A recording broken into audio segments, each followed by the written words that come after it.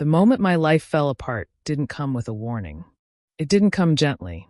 It came in the middle of a stainless steel kitchen, under fluorescent lights that buzzed like they were mocking me. I was plating the last dish of the night, my hands moving on instinct, my body exhausted but proud, when Chef Ken stepped too close. Again. The kitchen smelled of butter and garlic, but his cologne cut through it like poison. I felt it before I heard him. That shift in the air. That pressure at my back. "Gina," he said, low enough that only I could hear. "You really should smile more. Customers like pretty things." I didn't turn around. "I'm working," I replied, my voice steady even though my stomach was twisting. A hand brushed my waist. That was it.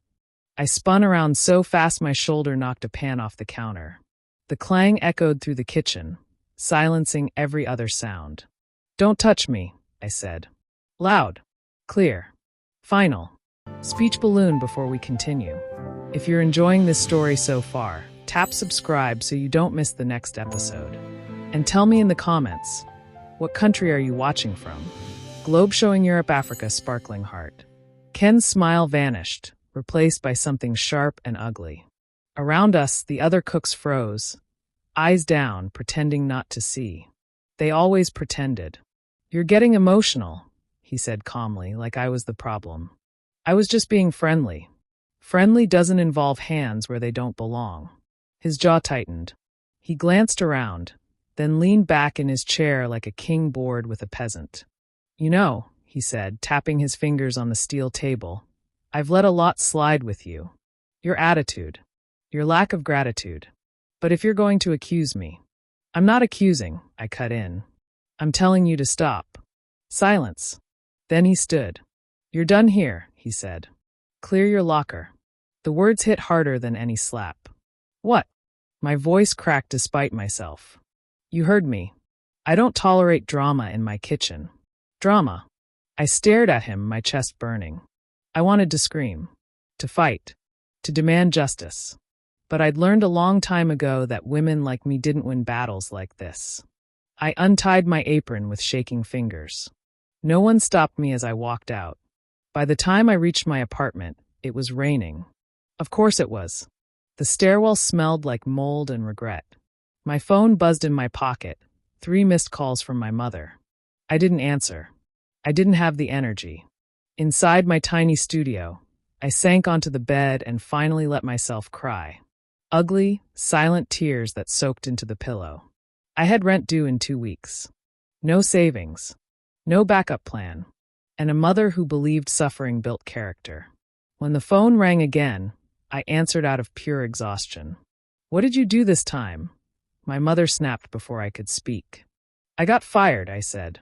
A scoff. "Of course you did. You're too soft. Too dramatic. If you just smiled and behaved." "He touched me," I whispered. Silence. Then, colder than before. "Men do that. You don't ruin your life over it." Something inside me broke. "I'm hanging up," I said and did. I sat there in the quiet, staring at the wall, wondering how everything had gone so wrong so fast. That's when my phone buzzed again. A text. "Victoria, Gina. Are you free tomorrow? I have something you might want to hear."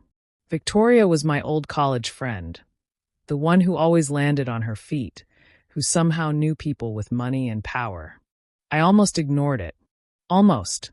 The cafe the next morning was too bright, too cheerful for how I felt. Victoria waved me over, her eyes sharp with concern. "You look like hell," she said gently. "Thanks," I muttered. She didn't waste time. "I know someone who needs help," she said. "A live-in position. Good pay. Housing included." My heart skipped. "What kind of help?" "Nanny. Housekeeper. Full-time." I stiffened. "I've never." "You're good with kids. You're responsible. And you need this." "Who's the employer?" I asked. Victoria hesitated. "A CEO," she said. "Jessica Whitmore." The name landed heavy. I'd heard of her. Everyone had. Tech genius. Ice queen. Ruthless. Powerful. Single mother. "And her son?" I asked quietly. 6 years old. Brilliant. Difficult. Needs consistency. I stared into my coffee. Why me? I whispered. Victoria met my eyes. Because she scares people. And because I think you won't scare easily. I wasn't sure if that was a compliment or a warning. That night, as I lay awake staring at the ceiling, Jessica Whitmore's name echoed in my mind. The she-devil. And somehow, I'd just been invited into her home. I almost turned back 3 times before I reached the gates. The Whitmore residence sat at the end of a quiet road lined with trees so perfectly spaced they felt artificial. The house itself was massive, white stone, glass walls, iron gates that whispered money and control. This wasn't a home. It was a fortress. I stood there with my borrowed blazer and worn shoes, suddenly very aware of how small I felt, of how easily I could disappear if I made the wrong move. The gate slid open before I could knock. Inside, the air smelled clean. Not warm. Not inviting. Just controlled. A woman in a crisp uniform led me through hallways that echoed softly beneath my steps. Every surface gleamed. Every corner was deliberate. Then she stopped. She'll see you now. The office doors opened, and the room seemed to shift. Jessica Whitmore stood by the window, her back to me, city light reflecting off the glass behind her. She wore a tailored blouse and dark slacks, her posture straight, unmoving. When she turned, my breath caught. She was beautiful in a way that didn't ask permission. Sharp cheekbones. Calm eyes. A face that had never needed to explain itself to anyone. Her gaze landed on me and stayed there, assessing, weighing, measuring. "You're Gina," she said. Not a question. "Yes," I replied, my voice softer than I wanted. She gestured for me to sit. I obeyed immediately, my palms damp against my knees. "I've reviewed your file," she said, taking her seat across from me. "Line cook. Reliable. No criminal record. Strong references." I swallowed. "And fired," she added, eyes lifting to mine. The word stung even here. "Yes." "Why?" I hesitated. This wasn't the kitchen. This was a woman who looked like she crushed people for breakfast. "He crossed a line," I said finally. I refused to let it continue. Silence. Jessica studied me, her expression unreadable. Then something flickered. Approval? Respect? "I don't tolerate weakness," she said. "But I also don't tolerate abuse." My heart jumped. "You understand," she continued, "that this position requires discretion. Boundaries. Absolute professionalism. Yes. You will live here. Yes. You will care for my son. Yes." Her eyes narrowed slightly. "And you will not confuse kindness for permission." The words settled between us, heavy. "I wouldn't," I said, meeting her gaze. For the first time, her lips curved just barely. Good. The interview should have ended there. But then a small voice echoed from the hallway. "Mom." Jessica stood instantly, the steel in her posture softening in a way that felt intimate. A boy appeared, blonde curls bouncing, dinosaur clutched to his chest. His eyes darted to me, curious and cautious. "This is Daniel," Jessica said. "My son." I smiled gently. "Hi, Daniel." He stared at me, then lifted his dinosaur. "He's a triceratops. But this one's wrong. His horns are too short." I blinked. "That's because he's young," I said slowly. "They grow longer when they get older." Daniel's eyes widened. "Really? Really?" He looked at his dinosaur like it had betrayed him, then nodded seriously. "Okay. I like you."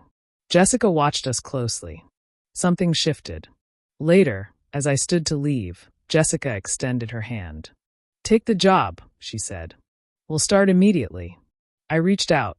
The moment our hands touched, it happened. A jolt. Not physical pain. Not static. Something deeper, like awareness snapping into focus. My breath hitched. Her fingers tightened just slightly, as if she felt it too. For half a second, neither of us moved. Then she released me. "I'll have the contract sent," she said, her voice steadier than her eyes. I nodded, my pulse racing. I moved in 2 days later. The room they gave me was larger than my old apartment. Sunlight poured in through wide windows. Clean sheets. A door that locked. It felt unreal. That first morning, I woke early, nervous energy humming through me. I cooked breakfast the way I always did when I needed control, carefully, lovingly. Daniel appeared, hair messy, eyes bright. "You smell like pancakes," he said. Jessica arrived moments later, dressed for work, stopping short when she saw the table. "You didn't have to," she began. "I wanted to," I said. She watched Daniel eat, listened as he talked dinosaurs and space, and I saw it, the relief she tried to hide. The way her shoulders eased. When her gaze met mine again, that same electric awareness returned. Subtle, dangerous, unspoken. I realized then that this job wasn't just about caring for a child. It was about proximity, about living inside the orbit of a woman who terrified me, and drew me in far more than I was ready to admit. And deep down, I knew this was only the beginning. Living in Jessica Whitmore's house changed the rhythm of my life in ways I hadn't expected. Days fell into a pattern quickly. Daniel woke early, always hungry, always talking. I walked him to school, listened to his endless theories about dinosaurs evolving into birds, and watched him slowly relax into a sense of safety he hadn't realized he was missing. Jessica left before sunrise most mornings. She returned late. But when she was home, the air felt charged. Not loud, not obvious, just aware. I started noticing the smallest things. The way her gaze lingered when she thought I wasn't looking. The way she paused at the kitchen doorway in the evenings, watching Daniel laugh as I cooked, like she was memorizing the moment. Sometimes she stayed. Sometimes she left silently. One night, after Daniel had gone to bed, I was wiping the counter when I felt her presence behind me. "You didn't have to stay up," she said. I turned. She'd loosened her hair, slipped out of her blazer. Without the armor of work, she looked different. Softer. More real. "I wanted to finish," I replied. She leaned against the counter, arms crossed. "He likes you. I like him too." A pause. "You've made this easier," she said quietly. I met her eyes. "You don't have to do this alone." Her jaw tightened. "I always have." Something in my chest ached. The shift came on a rainy afternoon. Daniel was sick, feverish and clingy. Jessica was stuck in meetings, unreachable. I sat beside his bed, reading aloud until his breathing evened out. When Jessica finally came home, worry etched into her face, she froze at the doorway. "He fell asleep 10 minutes ago," I whispered. She exhaled, long and slow. "Thank you." She didn't leave. Instead, she sat beside me on the edge of the bed. Close enough that our shoulders brushed. Close enough that I could feel her warmth. "He doesn't sleep when I'm stressed," she murmured. "He senses it." "You're doing your best," I said. She laughed softly. "That's debatable." I turned to face her, and for a moment the world narrowed. Her eyes searched my face, vulnerable in a way I hadn't seen before. The distance between us felt suddenly fragile. Too thin. She stood abruptly. "This can't happen," she said. My heart stuttered. "What can't?" She looked at me then, really looked at me. "This. Whatever this is." I swallowed. "I'm just here to do my job." Her gaze softened, and that scared me more than anger would have. "So am I," she said. "Which is why we need boundaries." The boundaries didn't hold.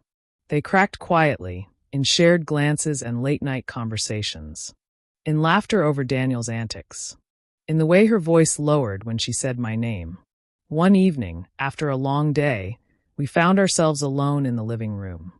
Wine glasses untouched on the table between us. "You don't talk about your family," she said suddenly. "I don't have much to say." She nodded. "Neither do I." Silence stretched. "Why did you really take this job?" she asked. I hesitated. "Because I was drowning," I admitted. "And you offered a hand." Her fingers curled around her glass. "Careful, Gina." "With what?" "With making me feel like I saved you." "I didn't say that." "You didn't have to." Her eyes held mine, and something dangerous flickered there. Desire. Fear. Restraint. "I notice you," she said quietly. "That's the problem." My breath caught. "Then maybe pretending you don't is worse." The room seemed to tilt. For one heartbeat, I thought she might close the distance, might end the tension that had been building since the moment our hands first touched.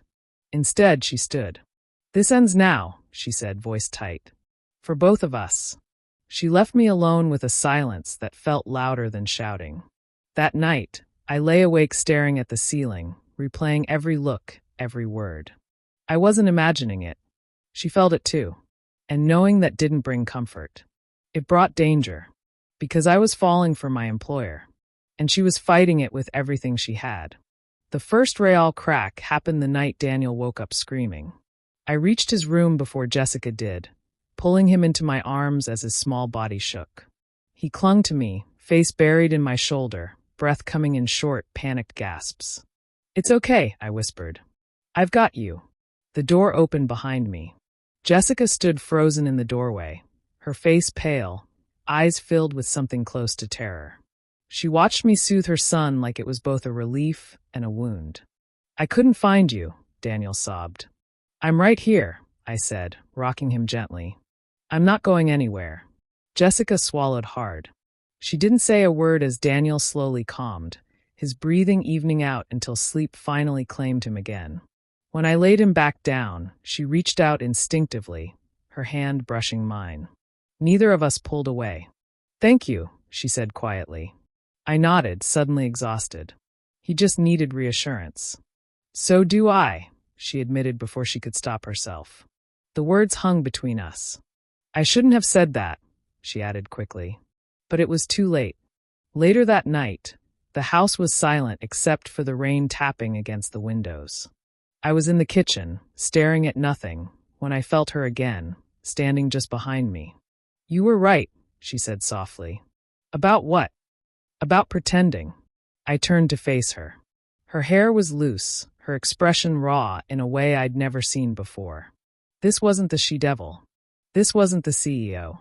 This was a woman on the edge. "I can't keep doing this," she said. "Watching you exist in my space. Letting myself feel." "You don't have to explain," I interrupted. She stepped closer. "I do." Her voice dropped. "I haven't wanted someone in years. Not since everything fell apart." My heart pounded. "Then why fight it?" "Because I have too much to lose." "So do I." Silence pressed in, heavy and electric. "I think about you," she confessed. "More than I should." My breath caught. "So do I." That was all it took. She reached for me, not forcefully, not desperately. Carefully, like she was afraid I might vanish if she moved too fast. When her hand touched my face, the world narrowed to that single point of contact. "Tell me to stop," she whispered. I didn't. Her lips brushed mine, tentative, questioning. When I responded, the restraint she'd been holding shattered. The kiss deepened, months of tension pouring into it. It wasn't reckless. It was inevitable. Then reality crashed in. She pulled away suddenly, breath unsteady, eyes dark. "This can't happen," she said again, but this time, it sounded like she was begging herself. "I know," I said softly. She stepped back, running a hand through her hair. "You should go to bed." I nodded, my chest aching. The next morning, everything was different. Jessica avoided my eyes. Conversations became clipped. Professional. Cold. Daniel noticed. "Did I do something wrong?" he asked quietly at breakfast. "No," I said quickly. "Of course not." Jessica froze. She looked at her son, then at me, and something broke. That afternoon it happened. We were in the kitchen when a loud crash echoed from the front of the house. Before either of us could react, a man burst through the door, shouting, furious, eyes wild. A former employee. Disgruntled. Unhinged. Everything blurred. Jessica moved first, pulling Daniel behind her, shielding him with her body. I didn't think. I stepped in front of her. The man lunged. Pain exploded across my side as I was thrown backward. The sound of glass shattering filled the room. Someone screamed. When I opened my eyes, I was on the floor, Jessica above me, hands trembling, eyes wide with fear. "Gina," she whispered. "Don't move." Sirens wailed in the distance. Blood stained my shirt. The hospital room was quiet, the lights dim. My side throbbed. but the pain was distant compared to the weight of her gaze. "You protected us," she said, sitting beside my bed. Without hesitation. "I'd do it again," I replied. Her eyes filled. "That's the problem." She took my hand, gripping it tightly. "I love you," she said, the words breaking free like they'd been caged too long. "And I don't care what it costs anymore." Tears blurred my vision. "I was waiting for you to say that." The doctor said I was lucky. The glass had missed anything vital. The bleeding looked worse than it was. A few inches in either direction, and the outcome would have been very different. Jessica didn't leave my side once.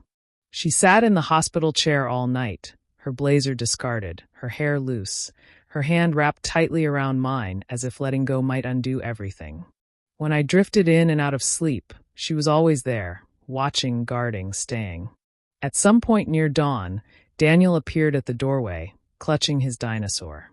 His eyes filled when he saw me. "You're hurt because of us," he whispered. "No," I said immediately, pushing myself up despite the pain. "I'm hurt because I chose to be brave." He climbed onto the bed carefully, curling against my uninjured side. Jessica's breath caught as she watched him settle there like it was the most natural thing in the world. "I don't want you to go," he said. Jessica looked at me then, something raw and unfiltered in her eyes. "I won't," I said softly. And I meant it. The man who attacked us was arrested. Charges were filed. The story stayed out of the media, buried under Jessica's influence and careful silence. But silence didn't mean peace. When we returned home, the house felt different. Not colder. Not warmer. Heavier. Daniel went back to school. Life resumed its shape. But Jessica and I existed in a fragile space between what had been said and what still needed to be decided. One evening, she asked me to join her in the study. "I need to talk to you," she said. I already knew what it would be about. She stood by the window again, city lights stretching behind her. The same place where she'd first turned to face me weeks ago. "I crossed a line," she said quietly. "I'm your employer." "You're also human," I replied. She turned. "This isn't a fair situation for you." "I made my choice," I said. "Just like you made yours when you stayed at the hospital." She took a step closer. "If we do this, there will be consequences." "I know. For my career. My reputation." "Daniel." "I know," I repeated.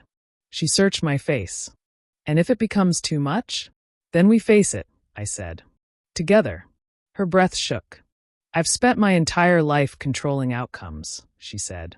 "This is the first time I don't know how things will end." I reached for her hand. "Neither do I," said. "But I know how this feels." She closed her eyes, leaning into the touch like she'd been holding herself apart for too long. Then she made her decision. "I want you to stay," she said. "Not as an employee." My heart pounded. "But if you stay," she continued, "it has to be honest. No hiding. No pretending." I nodded. "Then say yes." She looked at me for a long moment. Then she whispered it. "Yes." The days that followed were quiet in a different way. We didn't rush. Didn't cross lines recklessly. But the air between us had changed, softened by certainty, sharpened by risk. Daniel noticed first. "You smile more now," he told Jessica one morning. She froze. "Do I?" He nodded seriously. "When Gina's here." Jessica met my eyes across the table. And for a moment, everything felt possible. But peace never lasts long in a life like hers. The call came late at night. Jessica listened silently, her expression tightening with every second. When she hung up, she didn't look at me right away. "What is it?" I asked. "My board," she said. "They're concerned." My stomach sank. "They've noticed changes. Rumors. Patterns." She finally met my eyes. "They want me to make a choice. Between them and me. Between safety and truth. Between the woman she'd always been and the one she was becoming." I reached for her hand again. "I'm not afraid," I said. She nodded slowly. "I am," she admitted. "But not enough to go back." Outside, the city lights flickered like a warning. And somewhere deep down, I knew this was only the beginning of a much harder fight. One that would test love, loyalty, and the cost of choosing each other.